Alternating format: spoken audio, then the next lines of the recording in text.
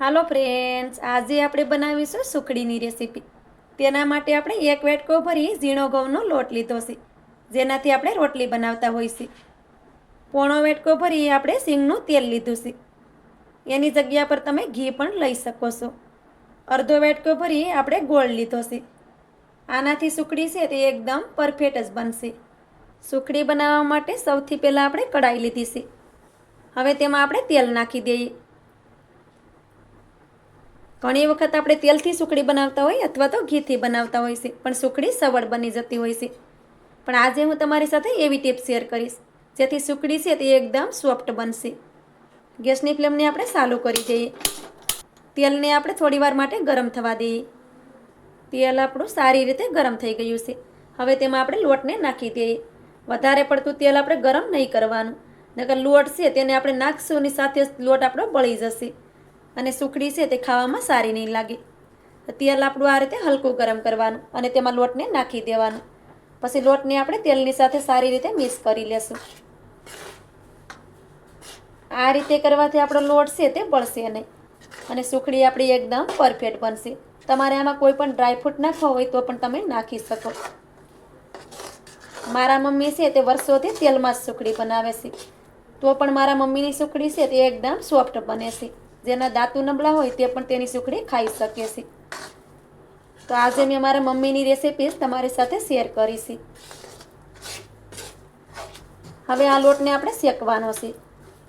તો જેમ જેમ લોટ આપણો શેકાતો જશે, લોટ આપણો હલકો થઈ જશે.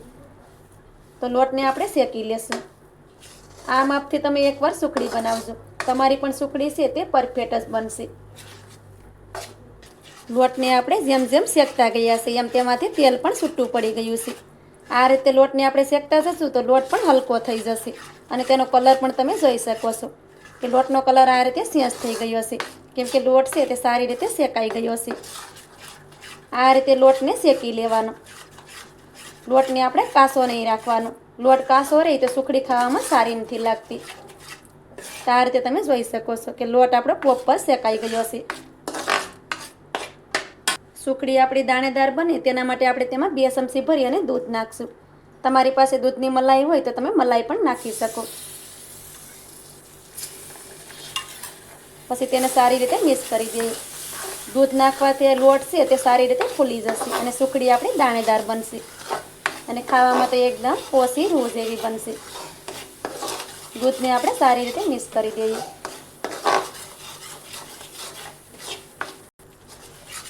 દૂધને પણ આપણે સારી રીતે મિક્સ કરી દીધું છે. તમે જોઈ શકો છો કે લોટ આપણો એકદમ દાણેદાર બની ગયો છે. લોટને આપણે હલકો એવો ઠંડો કરી લેવાનો છે. લોટ વધારે ગરમ હોય ત્યારે તેમાં આપણે ગોળ નથી નાખવાનો. વધારે લોટ ગરમ હોય અને આપણે ગોળ નાખી દઈએ તો સુખડી સવળ બની જતી હોય છે. તો લોટને આપણે હલકો એવો ઠંડો કરી લેવાનો છે. ગેસની ફ્લેમને મેં બંધ કરી દીધી છે. તમારે કડાઈની નીચે ઉતારવી હોય તો પણ તમે ઉતારી શકો, પણ અત્યારે આપણે તેને ગેસની ઉપર જ રાખીશું. લોટને આપણે હલકો એવો ઠંડો કરી લીધો છે. હવે તેમાં આપણે ગોળને નાખી દઈશું. લોટ ઠંડો થઈ જાય હલકો એવો, પછી તેમાં ગોળને નાખવાનો છે. આપણે ગેસ ચાલુ રાખીને ગોળને નાખી દઈએ છીએ તો સુખડી સવળ બની જાય છે. હવે ગોળને આપણે સારી રીતે મિક્સ કરી દઈએ. આ રીતે કરવાથી સુખડી છે તે એકદમ સોફ્ટ બનશે. જેના દાંતો નબળા હોય તે પણ આ સુખડીને ખાઈ શકશે. આ સુખડી બિલકુલ પણ સવળ નથી થતી.